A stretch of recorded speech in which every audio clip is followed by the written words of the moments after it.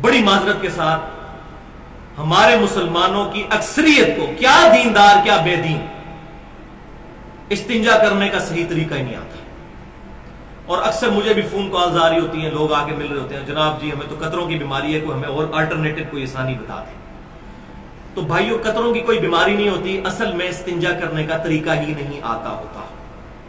استنجا بڑی تسلی سے کرنا ہوتا ہے تاکہ پیشاب کی نالی میں اگر آخری قطرہ بھی ہے تو وہ نکل جائے.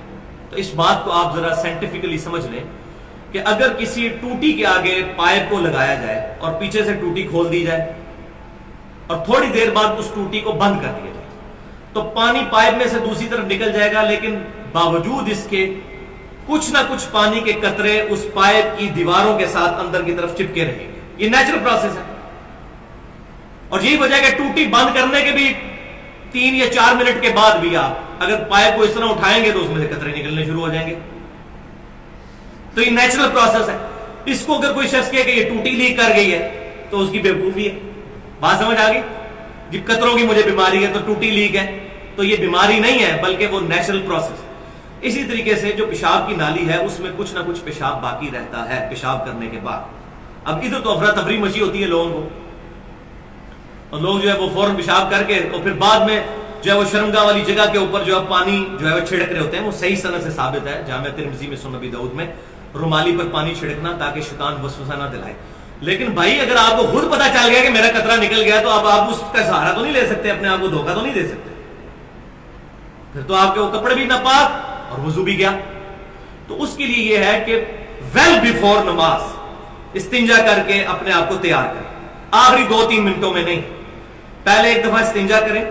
اس کے بعد جس طرح یہاں ہمارے جو پٹھان بھائی ہیں خیبر پختونخوا والی سائڈ کے اوپر، تو وہ اس کو جس کو ہم پنجابی میں وٹوانی کہتے ہیں وہ کرتے ہیں.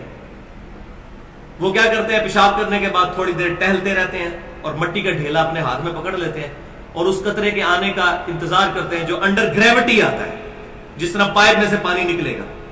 اس کے بعد اس کو پوچھ لیتے ہیں اور پھر اس کے بعد کبھی قطرہ نہیں آتا. کروڑوں میں کوئی ہوگا جس کو بیماری ہوگی. یہاں تو ہر بندہ مریض بنا ہوا ہے، جی مجھے قطرے آتے ہیں، مجھے قطرے آتے ہیں. استنجے کا طریقہ نہیں آتا، پوچھتے ہوئے بھی شرماتے ہیں. نہ بتانے والوں کو صحیح پتا ہے، نہ پوچھنے والوں کو صحیح پتا ہے کہ پوچھنا کیسے.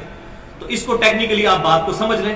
ایک دفعہ پیشاب کرنے کے بعد باہر نکلیں، تھوڑی سی چہل قدمی کریں، آگے پیچھے چلیں اور تھوڑا سا قطرہ آنے کا انتظار کریں. اس کے بعد آپ دوبارہ جائیں اور پھر جو ہے وہ بالکل اس طریقے سے جیسے علماء نے اس بات کو سمجھایا بڑے صحیح طریقے کے ساتھ. شیخ عبدالقادر جنانی رحمۃ اللہ علیہ نے بھی غنیۃ الطالبین میں لکھا ہے کہ جس طرح بھینس کا تھن دودھ کے لیے دھویا جاتا ہے، اس طریقے سے شرمگاہ کو سونتے تاکہ اس کا قطرہ وہ جو بیچ میں موجود ہو وہ نکل جائے. اس کے بعد انشاءاللہ تعالیٰ کبھی قطرہ نہیں آئے گا. تو یہ مسئلہ میں نے ایمانداری کے ساتھ بتا دیا.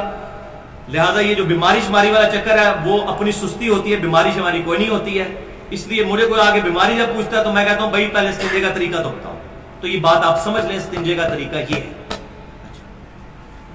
اب اس کے باوجود، یہ تمام چیزیں کرنے کے باوجود کسی شخص کو قطرے آئیں. اچھا وہ قطرے آتے بھی استنجے کے بعد ہیں. اگر آپ کو استنجے کے بعد قطرے آتے ہیں تو آپ نماز سے 1 گھنٹہ پہلے استنجا کر لیں. ضروری ہے نماز کے وقت ہی کرنا ہے، آگے پیچھے نہیں آتے. یہ تو نہیں ہوتا کہ نماز کوئی پڑھ رہا ہے اور استنجا اس نے صبح کا کیا ہوا ہے اور نماز پڑھا تو قطرے نکلتے جا رہے ہیں. ایسے تو کبھی بھی نہیں ہوتا. اس کا تعلق چونکہ استنجے کے ساتھ ہوتا ہے، لہذا ویل بیفور ٹائم اپنے آپ کو تیار کریں.